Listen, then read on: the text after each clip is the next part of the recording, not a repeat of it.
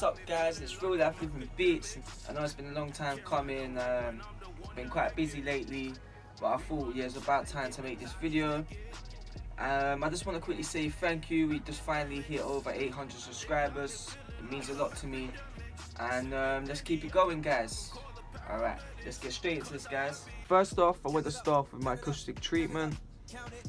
Before, I used to have lots of this all over the whole walls, but I just found I needed a change. It was too dark in here and I just wanted to lighten it up a bit. So I ended up going for a pattern where I put a few, I think it was 3 squares this way and 4 long. And then I think this colour is coffee, I think. I looked online. I did try and actually find a gaming chair to actually match this, but there's no hope in hell even trying to find it guys. If you do, then please put it in the comment section. I need to buy it. Thank you guys. And I also done the same pattern, basically reflected the same way on the ceiling. Unfortunately I did actually have to cut a bit out for the light.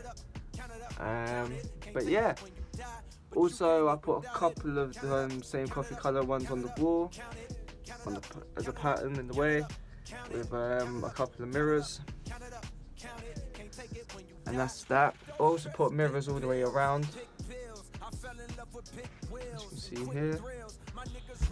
Also on the opposite side, I thought I had some spare acoustic treatment, so I cut out my label, #RLL, RealLifeLivin, and obviously my emojis, my favourite collection when I'm not in the studio. Right, let's get into the other equipment guys. Next I want to talk about my MIDI keyboard. This is actually a recent buy. I used to have the M Audio Oxygen 49 rig, but it started playing about. It was changing all settings in the rack extension, so I got stressed out with that. So I'm like, right, that's it, it's time to get a new keyboard.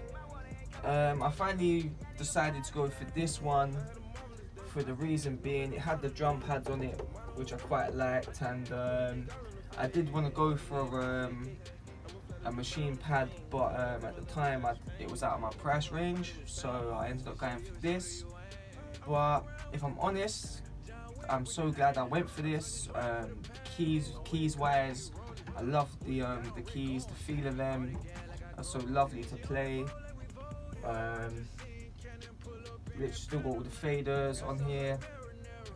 Also, it's got this, which is like a pitch bend. It has the same thing like on the AK MPK Mini. In a way, it's kind of like that, except it's just like a touch one. It's a really great buy. I'll be honest. I'd probably buy a bigger one in the future. But yeah, that's all for the keyboard. Let's move on to some other bits. Next up are my speakers. These are the KRK Rocket 5s. These are the older generation ones. Reason being that I bought these at the time was before the newer ones came out, and for the price I got them, I had to grab them. I ended up buying these, I think, for 110 for the pair, or 100, I think, yeah, about 110 for the pair at the time. So yeah, I've stood by them for a while, man. I've really enjoyed these. I probably will upgrade these soon. I've got my eyes on rather the Yamaha HS8s, or keep my eye open for maybe another pair of speakers that catch my eye. I used to have these on big stands, but since then they took up a lot of space, so I decided to go for the table stands, which for me, I'm really glad that I've got. And I also ended up getting the isolation pads, which is a great buy too. That's it for the speakers, really. This is my interface that I use, this Scarlett 2i2. I have had this for about, I think, a year now, over a year now. Yeah, it's an amazing interface.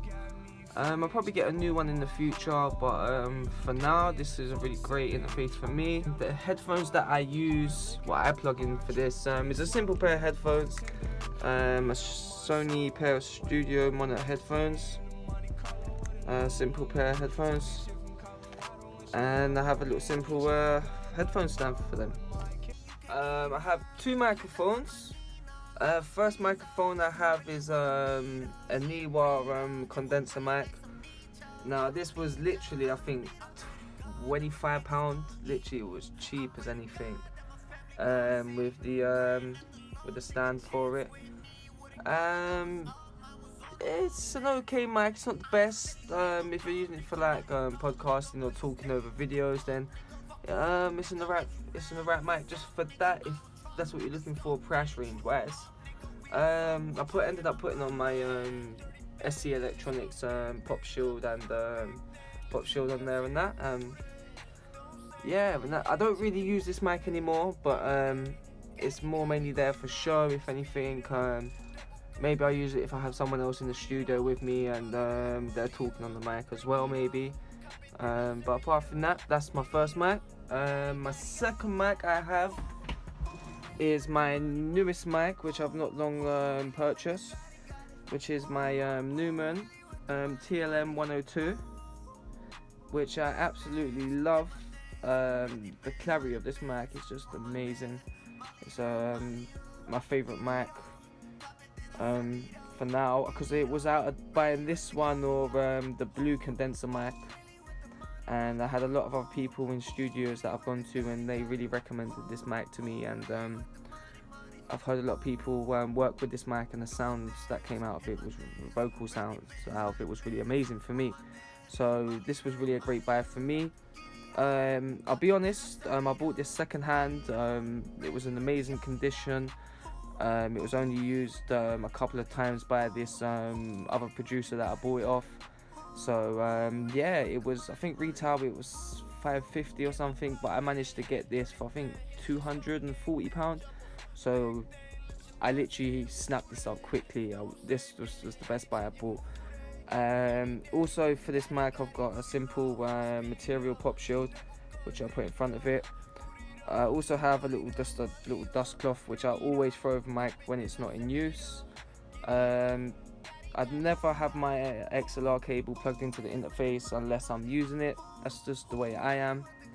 Yeah, and then I've got a reflector for the mic, which is SC Electronics, which I picked up a couple of years ago when I think I had a SC Electronics X1, I think, at the time, which was quite an old mic I had then.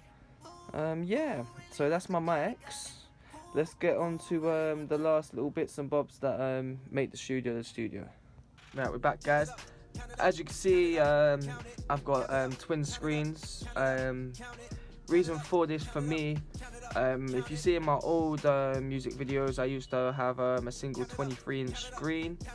I used to love that screen, but I was really frustrated because trying to move work around the mixer, the sequencer and the rack and the browser and everything, there was just not enough room, so I ended up going for twin screens, and oh, it just cut off.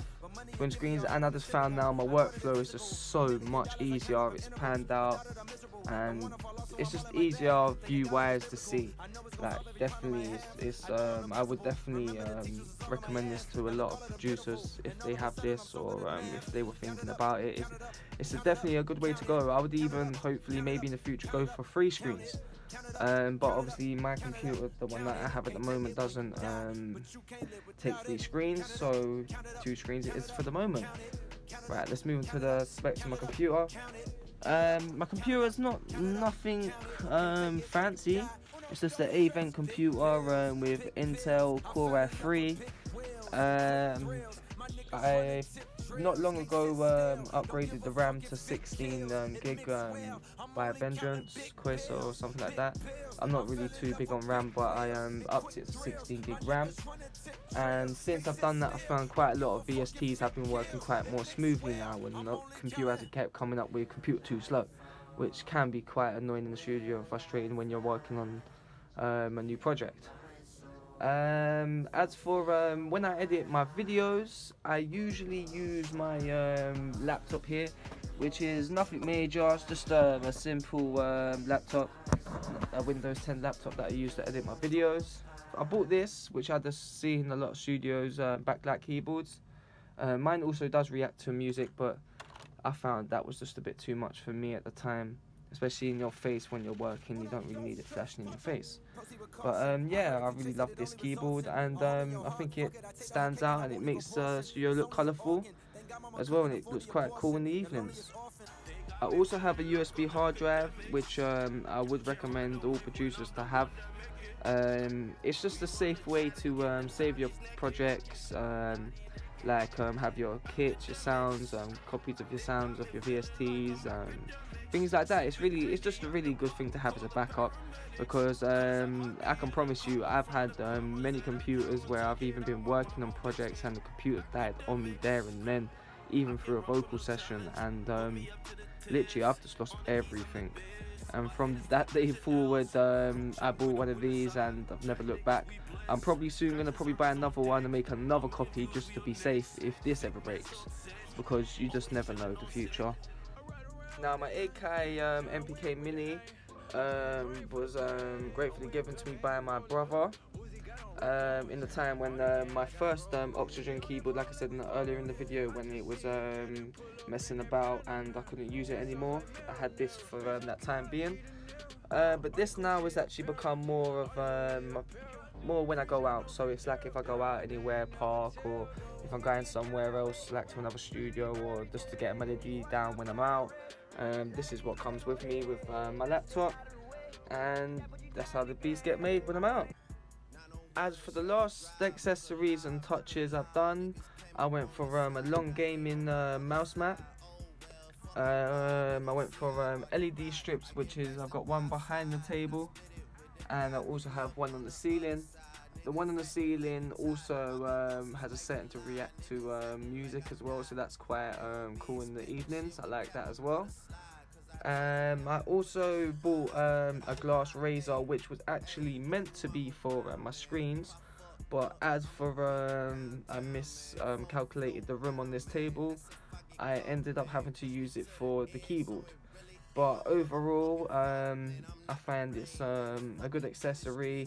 It makes quite a lot of space and room and lifts it up to the height that I find is needed, especially for when I'm working and looking at screens at the same time. So I definitely think this is a great thing to buy as well. But if I did have a bigger table, I'd probably buy another one for the screens as well, to raise the screens a little more.